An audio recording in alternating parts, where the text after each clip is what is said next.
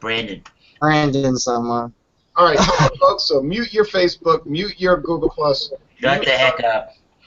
your Periscope. All right, now, hello. Tonight we're looking at Old Tankered Ale from Pabst.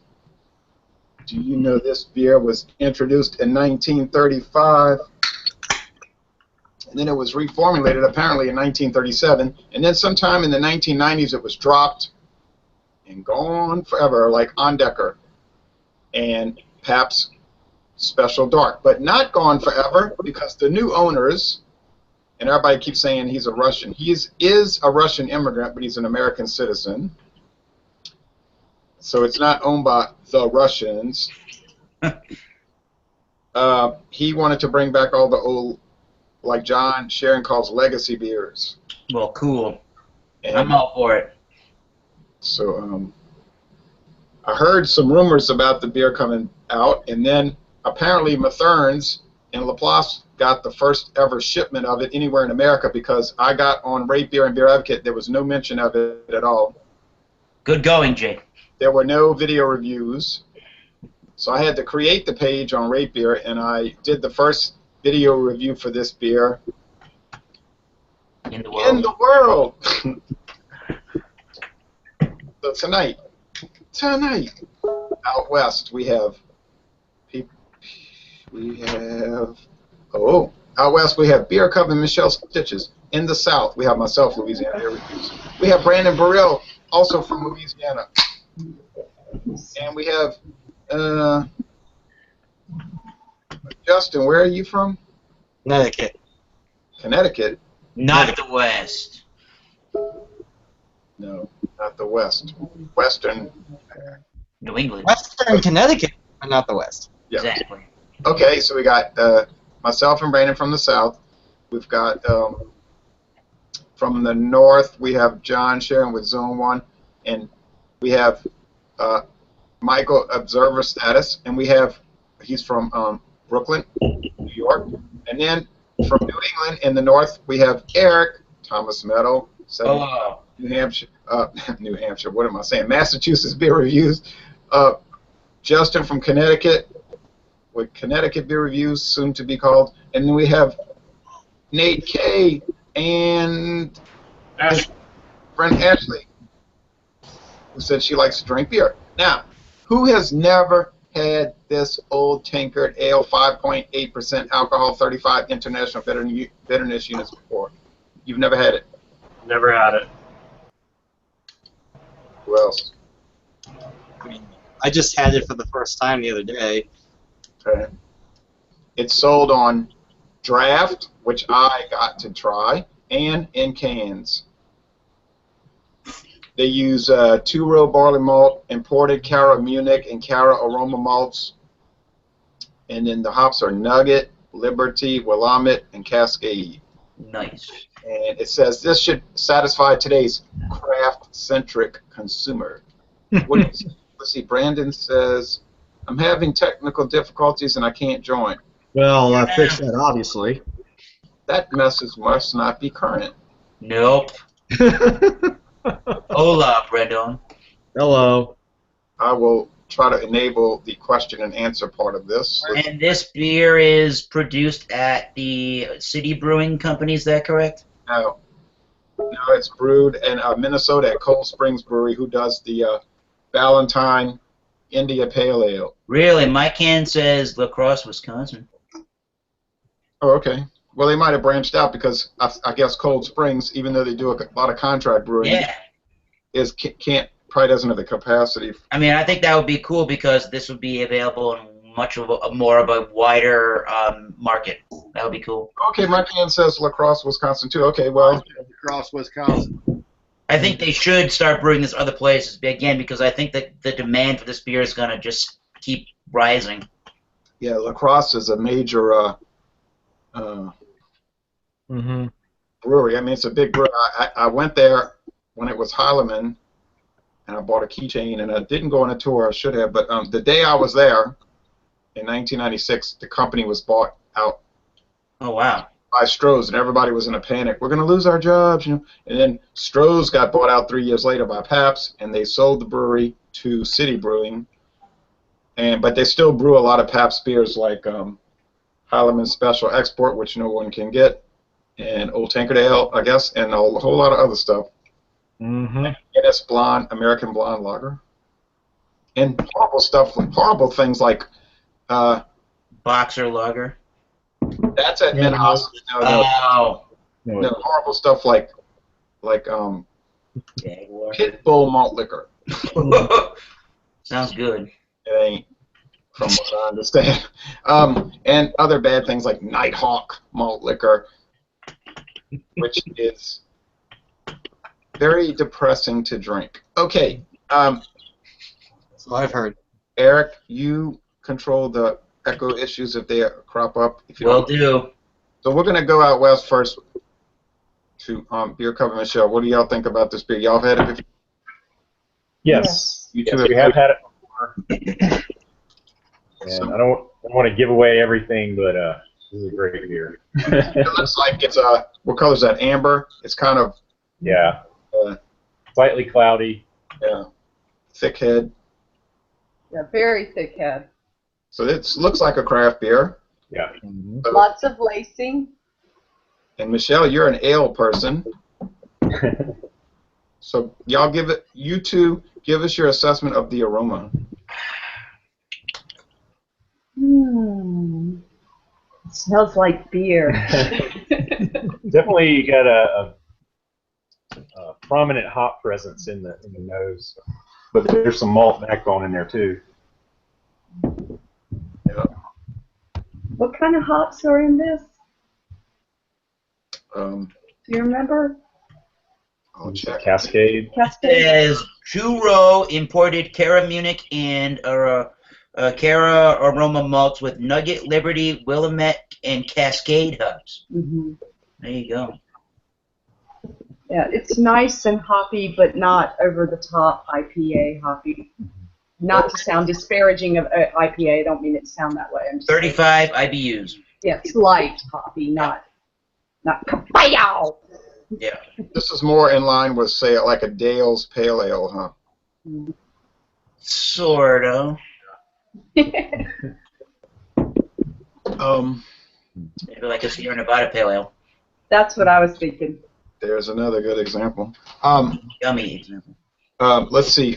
We'll go to a fellow Southerner. Brandon, you give us the aroma, and then I will. Well, the aroma is, mine's a little old, so I'm not getting as much on the hops, but the malt, I do get some malt. I still do get some hops in it. It's not overly pungent, but it does have a nice inviting, almost like it's got a nice inviting beer aroma, I guess you could say. Yeah. Beer aroma. Well, I'll give you my.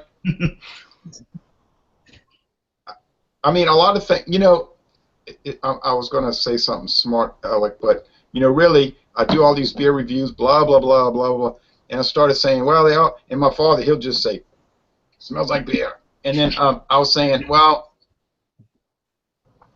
a whole lot of beer does have commonalities. I think more commonalities than differences. What you get down to is really a quality question, and that can be detected pretty fast. So, you know, all this stuff about this, that, blah blah blah blah, and they're all like pretty high quality, A minus, B plus. The issue really to me, and it's not a personal preference. Just drink what you want. The issue is quality. And usually you'll get the sludge and the junk when you buy the cheap, junky beers, except for like the Rockdale Light, which they did a fine job with for a budget beer. And but you can run across some craft beers, and John Sharon will tell you about that. And you'll pay a lot, and they're just like dreadful and horrible and nasty and bad. But you know, you try them, and then you find out, right? So I'll give you my aroma assessment. It's pungent. It's very,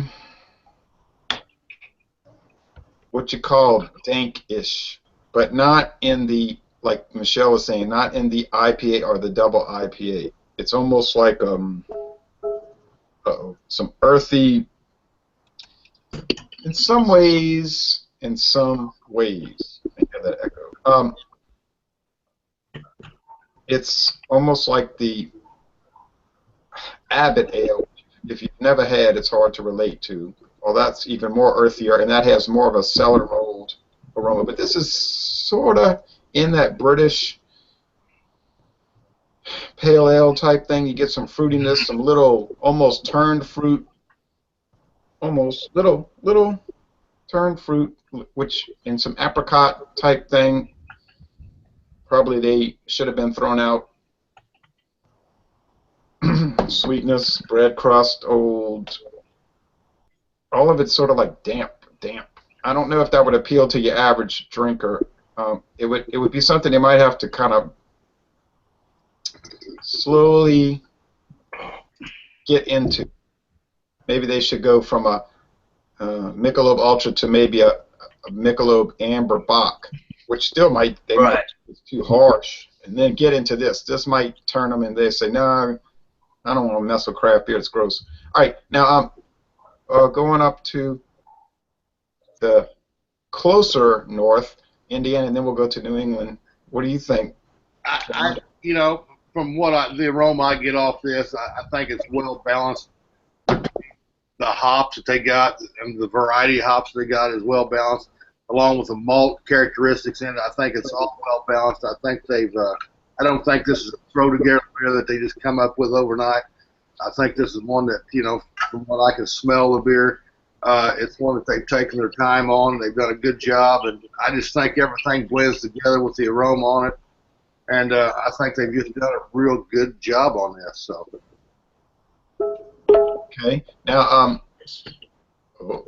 chimey chime. All right, Justin, our newest participant. Now, Justin, you have your own beer review channel, correct? No. It's actually a health and fitness channel. But all right, the weightlifting. Didn't you talk about beer on it a little bit though? Yes. I do low carb beer reviews. So. Right. That's how I got to know you. So, but he does a lot of like really workout and weightlifting, and that's an interesting concept. I think you can drink beer and be healthy at the same time. Oh, definitely. What was the Brockton beer review name we came up with? Okay. Go ahead, Justin. Give us your aroma assessment. Okay, it's kind of funny how I think it smells, but to me it smells like orange, clove, and allspice, kind of all mixed together. Huh, and it contains none of those things. Yeah, I know, but that's what it smells like to me. And I said bread crust, and I said apricot, and I said turned fruit and earth, which is dirt, and it doesn't have any of that. Yeah, smells good. You usually drink really light. I can barely smell, so it was hard. Oh, you had a cold or something? Sinuses, but yes, you know. This is a lot more. This has a lot more aroma than the Michelob Ultra I'm used to drinking. Mm-hmm. Yeah, because Justin usually drinks very light beers, which he enjoys. Doesn't make him bad. Nope. Let's see. Going into Massachusetts beer reviews and then Brockton beer reviews. Connection. The other one of the things I wanted to note it almost has that look of a southern iced tea or just sort of a freshly brewed iced tea. That kind of a color. It might not look like that on camera, but that's kind of what it looks like in the light. I agree with that. What I would say, but the smell has definitely some kind of a grassy, earthy aroma. I think that general English bitter or it's English extra special bitter scent is there with some of the light toffee and caramel and those orangey mangoes, apricots, grapefruits kind of aromas. There's a little bit somewhere in there if you dig deep enough where the malt in the malt section. Well, you don't really have to dig that hard. The malt section kind of has, I don't know if it's a white bread or maybe more like a brown bread and a brown bread crust, but it's not like it's a deeply roasted in any way the malt, but it has that bready, malty, kind of a yeasty component to it. So again, I think if you've had ESBs or have any experience with the English style pale ales, then you're definitely getting those kind of notes and aromas off of this beer for sure.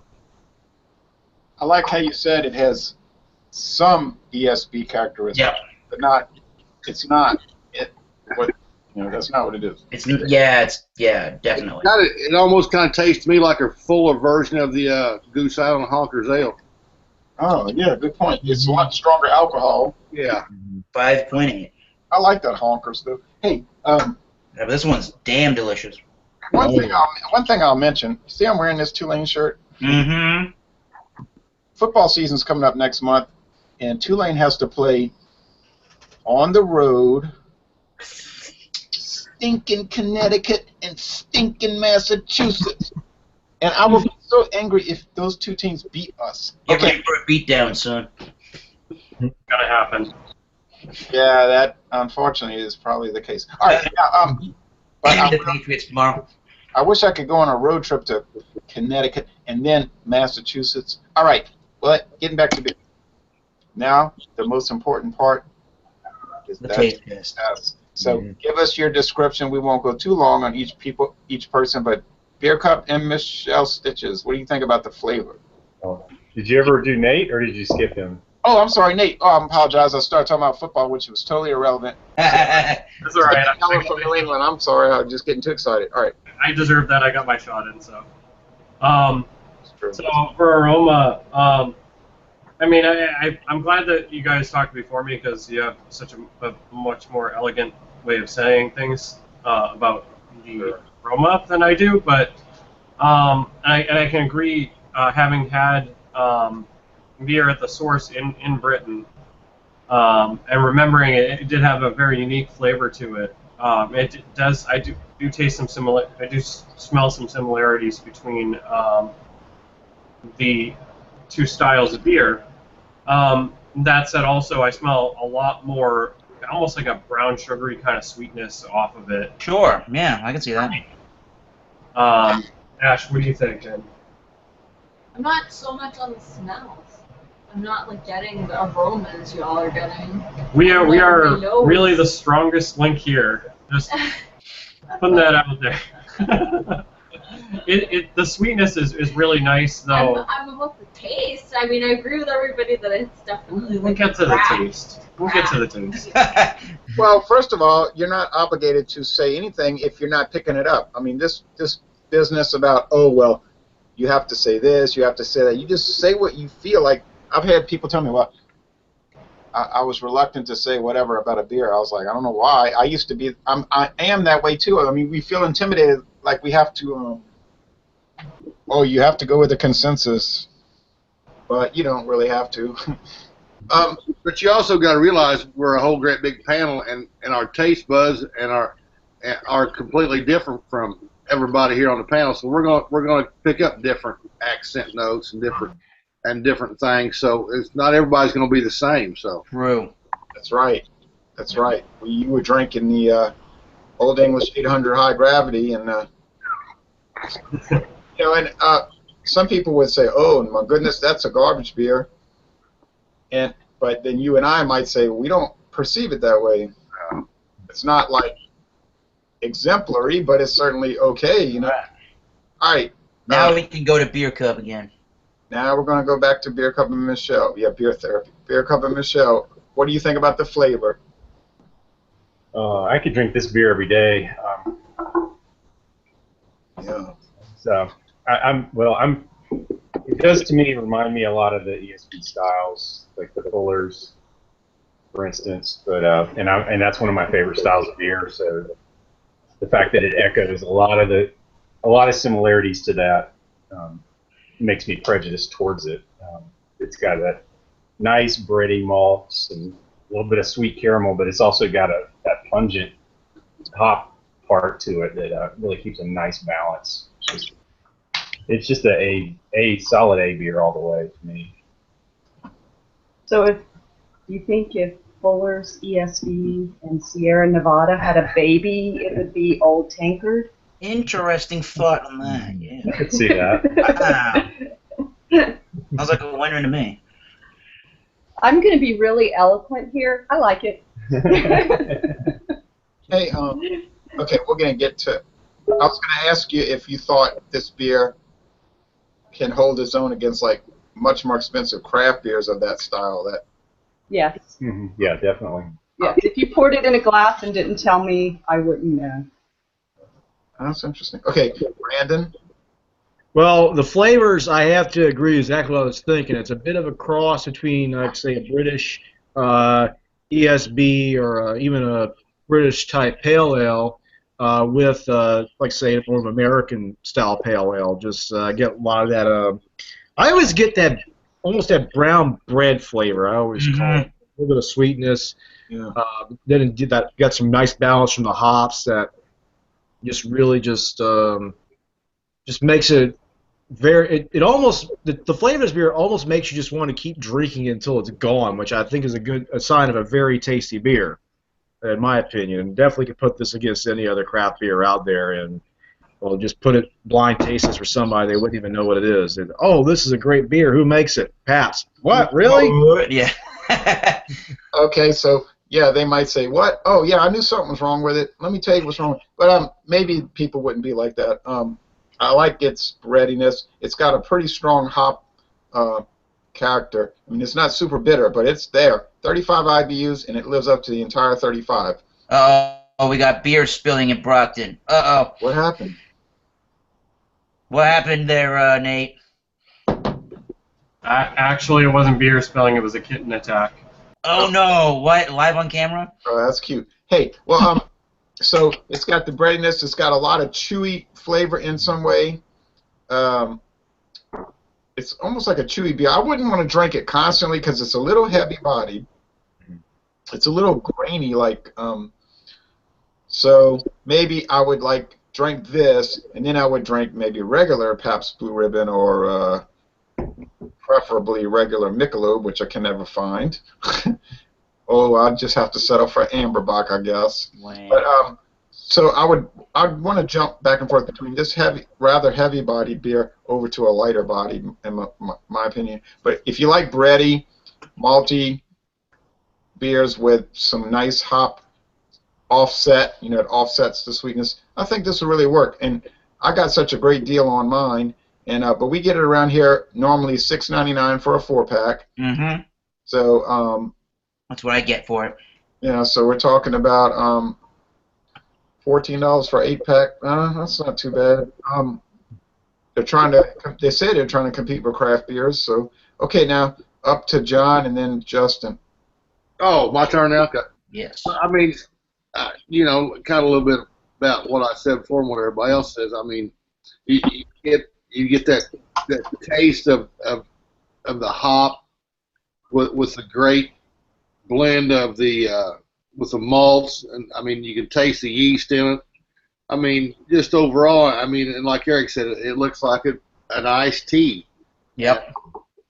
I mean, or whoever said that. So that was me. Yep. But I mean, this beer is a well-formulated beer. I mean, it's a well-thought-of beer. I mean, it's just overall the taste of it's what everybody says. It's just English. It's an ESP, and it's perfect. Yeah, that's what they described it, as an ESP, huh, Eric? Yes, they at least they say that that it exhibits the fruitiness and maltiness of an extra special bitter. And you can get a little bit of the fruity notes in it and a little bit of the other things, but yeah, I mean, and like I said earlier, I mean, you take this and put it with the Goose Island Honkers Ale, which is a lower IBU and a lower alcohol percentage, but I mean, it's almost like a light beer to a heavy beer, I think. So. Yeah. Sure. That's a good point, Justin. You don't usually drink these kind of things, but what do you think about the flavor? Well, first of all, I like it. It's pretty darn good. I've never actually ever had anything from Pabst Blue Ribbon. So this is my first ever Pabst Blue Ribbon drink. Or Pabst to drink. I'm sorry, not Pabst Blue Ribbon drink. Pabst Brewing Company, yeah. Yes, Pabst Brewing Company. That's what I meant. But what it tastes like to me, to be quite honest, is it kind of tastes like Irish soda bread. I don't know why, but that's the taste that I'm getting from it. Kind of like oh my gosh, I put it in just a little too long and the top's a little bit browner than normal, and that's what I'm getting from it. Interesting. Yeah, they serve that bread at Irish House on St. Charles Avenue in New Orleans. Yummy. Irish soda bread. Well, that's interesting. And Eric, and then Nate and Ashley. I'm getting similar, well, pretty much to the tea, I should say, flavors from the aroma. I am getting those light citrusy notes of the apricots, the mangoes, grapefruit, oranges. And I perceive that the bitterness has a little bit of an earthy, almost like a fresh cut grass kind of a flavor to it, although with that flavor going on, I do get just the tiniest little itty-bitty bit of an oily hop resin kind of a slickness. Just a little bit of it. It just gives it the body a little bit more of a heft to it. I would still say it's on the light side of medium, but it's definitely a medium bodied for me. The hops, again, they do give it a nice medium balanced body to it. And I do get right before that fruitiness, I am getting almost like a chewy toffee or a chewy caramel type of a candy taste, and there is a little bit of a, within the hops, I'm getting a little bit of a spicy, almost a slight herbal quality.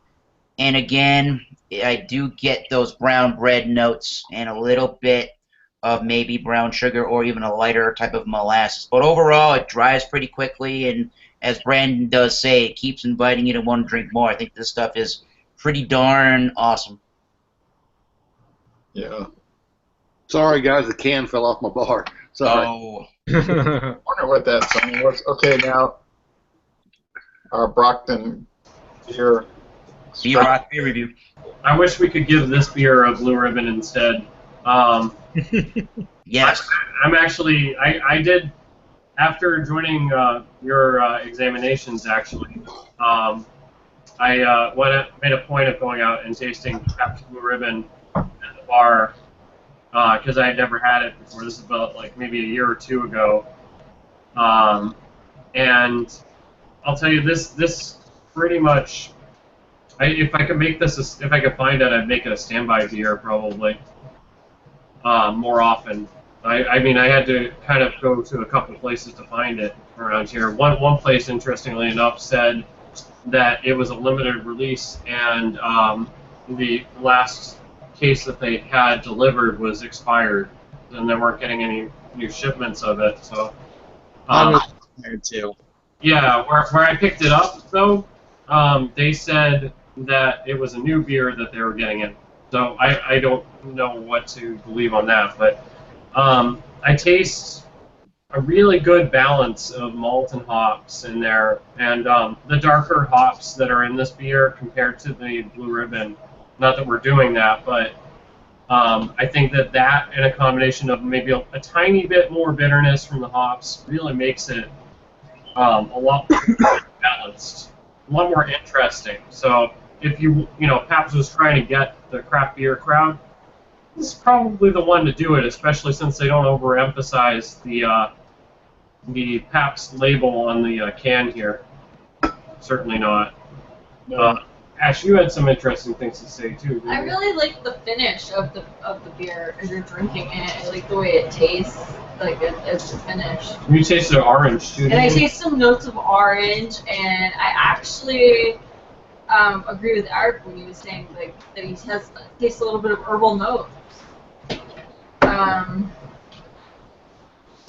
Yeah, it's a really good beer. I wouldn't, if you blindfolded me and didn't tell me that it was PBR, I would be like, oh, this is like some good, craft beer, but it's good. So you weren't expecting this from a Pabst Brewing Company. Correct. Right. I also pick up a little marmalade and maybe orange peel. Sure, yeah. You know the pith in the orange? Mm. I'm picking that up. Before we go into the final part, there's an interesting video. Somebody put it on YouTube. It's a Pabst sales video. It was not made for people to watch. It was made for the general audience. It was made for Pabst distributors to watch. It was one of these in-house videos that they still make today, and they tell them how to. It's like a training video from 1938, and it's saying, what does that say? That's some Illuminati jazz. Brewing company. Okay, so they have some good points about how to be a professional beer distributor, and then they go on, and that's very good. And then they talk about their plans for 1939, like they want to really promote Pabst Blue Ribbon, of course, and they were all excited because they were coming out with a new product for 1939 called Ondecker, which was an all-malt specialty beer, like a gourmet beer, like Michelob used to be, John. Yep. And, remember how that used to be. And then Schlitz used to have Erdinger, which I never got to try. And then they had a pretty good explanation in the video all about why they use adjuncts, corn and rice, in American beers, and why the British people prefer ales generally. And then they talked about how Ondecker was going to be all malt, and how they would have to like get the American drinker used to that because they were used to adjuncts. It's a very interesting video, and you couldn't say, well, they're just trying to get an angle on the craft beer movement. Well, how are they trying to get an angle on the craft beer movement in 1938? Exactly. So, so it's interesting to watch it. Now, a lot of people wouldn't watch it because it's about 20 minutes long, but it's a fascinating video, and I would highly recommend it. So it shows you that they were trying to do the craft beer movement more or less before it existed. They were trying to do it with Ondecker. They were trying to do it with Old Tankered Ale. They were trying to do it with Pabst Special Dark. Valentine IPA, which they bought from Falstaff, but that's another big company, Falstaff. So all these companies, and we've harped on this before, all these big companies made specialty beers, or what we today call craft beer, 100 years ago, 80 years ago, 70 years ago, 60 years ago, 50 years ago. But they found out, because they did market research, that most Americans preferred what? Regular old yellow fizzy stuff. Mm-hmm. And then after 1975, they preferred what? Very light, regular old fizzy stuff, light beer. Mm-hmm. So it's sort of a myth that was built up that the big companies were in a conspiracy to only sell yellow fizzy stuff. That's really not true. They sold it because that's what the people wanted. There was no kind of plot to foist that on the public. And you find that out by studying primary sources. So I think, enough of the rant and rave with Jay or Ronald. Michael, do you have any comments before we go to the final part? I'm kind of an ESB person, so I think I probably would like to try it, but I have not seen it around here. I'm sure it's somewhere in New York. I haven't seen it. Yeah, there's a locator tool on their website. So I probably could find it. You might be shocked. Try it, and I wish I had been able to, but I wanted to just listen to what everybody had to say, and it was definitely interesting. Okay, and when we get off air, I'll try to find that for you. It might be right close to you. Well, maybe not. Okay, so the last part is: would you drink this again? Would you buy it again? Beer Cub and Michelle. Most definitely. Yeah, I just was noticing, if you can see, there is still lacing all over my glass. That's just crazy. Yeah, and you were talking about the price, and I know some people might be like, $6.99 for a 4-pack. Mm-hmm. But have you gone out and bought beer at a bar lately? Mm-hmm. Unbelievable. I mean, even just run-of-the-mill, they want $4 or $5 for a pint. So $6.99 for a 4-pack is coming out less than $2 for a pint of beer. That's pretty much on level with craft beer. I say that's a good value for your dollar. And then you don't have to have a designated driver either. So that's my rant. I like your rant. Yeah, I would say, I mean, if I wanted to criticize this beer, the only thing I could come up with is echoing, I think something you said before, Jay, and John might have echoed this, it is a little bit on the heavy side. Like, I could drink this every day, but I probably would only drink one, and then I'd drink something lighter to go along with it. I couldn't really see drinking 2 or 3 of these in a row, because kind of sits a little heavy, even though it tastes really good. It's just very filling to me. I beg to differ. I agree. But I don't like the lighter beers that much. This is light to me. This is what I like. So. She thinks John Curry's Russian Imperial Stout is light. Brandon, The motor oil. Yes, I would if I see it. It's not very easy for me to find it. I had to go to the city to get it. So if I just happen to see it, I might pick it up. But as far as, so yeah, that would definitely stand out to me. But yeah, sure, absolutely. If it's easier to find, sure. Okay. I know I would buy it again. There's no doubt. John? You know, I guess I can say that I had an opportunity to try one that you gave me when we was in New Orleans. I held on to it for just a little bit, and I actually found it here in Indiana not too long after that.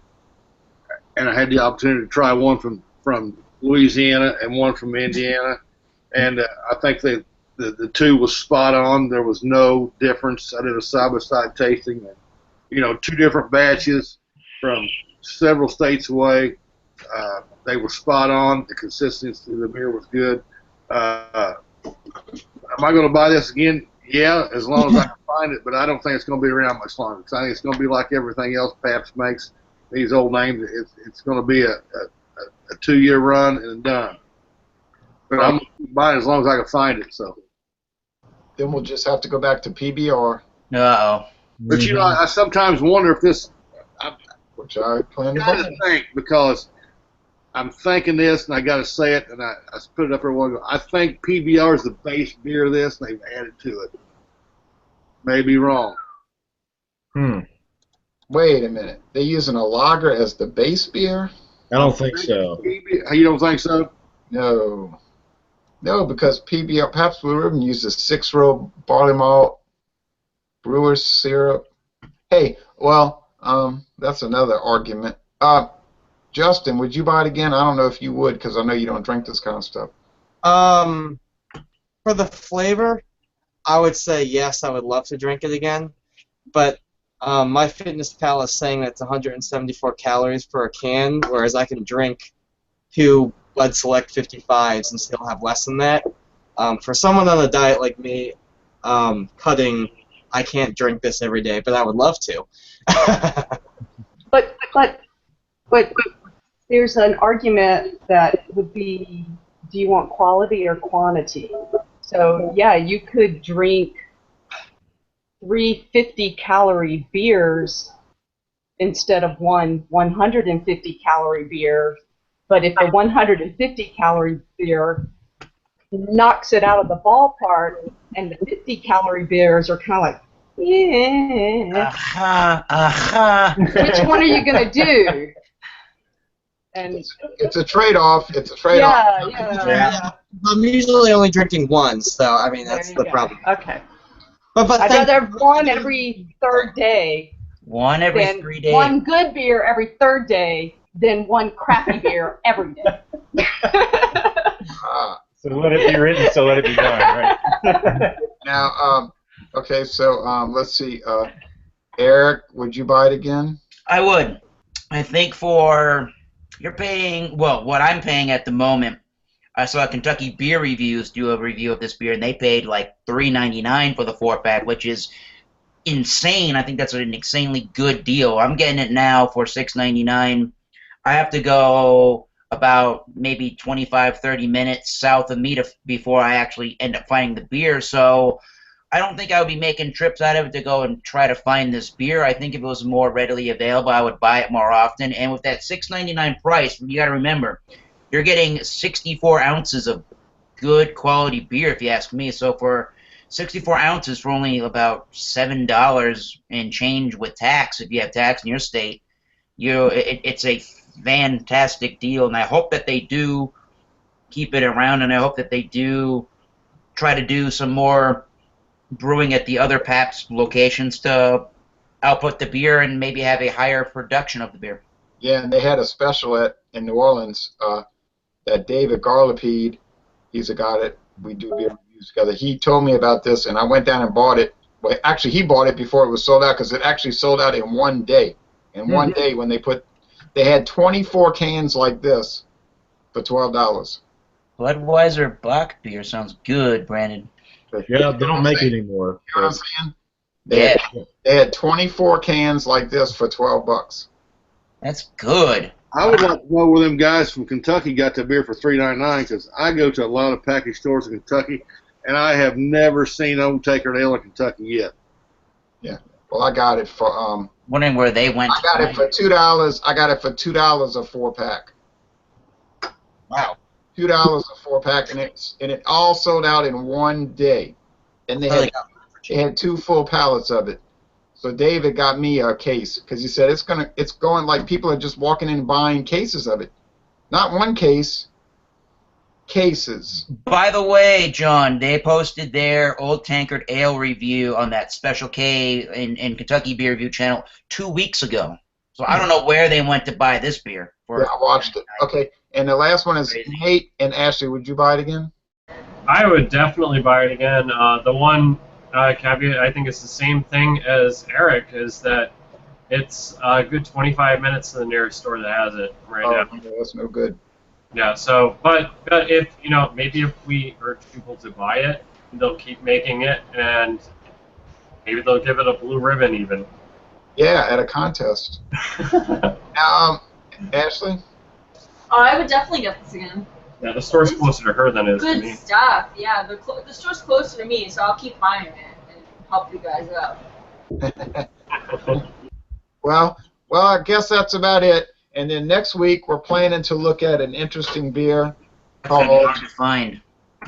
Yeah, not for me, but maybe for you. It's a beer called Beck's Dark that was introduced in 1977, and it's originally brewed in Germany, but now it's brewed by the Beck's owner, if you want to call it, the Beck's owner in St. Louis, Missouri, and other locations around America. Beck's Dark.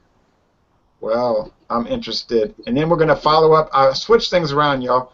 I figured if we're going to do one Dunkel, heck, let's do another Dunkel. And this one, hey, and straight from Germany, Warsteiner Dunkel. Yeah. It's a good one. 2 weeks from now, so ooh-wee. What's next week? Beck's Dark. I'll have to look for that one. Yep. Beck's Dark. Call your local Anheuser-Busch distributor. Will do. Okay. Well, thanks for watching this, and everyone take care and have a good, safe, and enjoyable weekend. Don't let the name of Pabst scare you from trying this beer. It's really, really, really high-quality stuff, everybody. No, the name never scared me. All right, thanks. Guys, I'm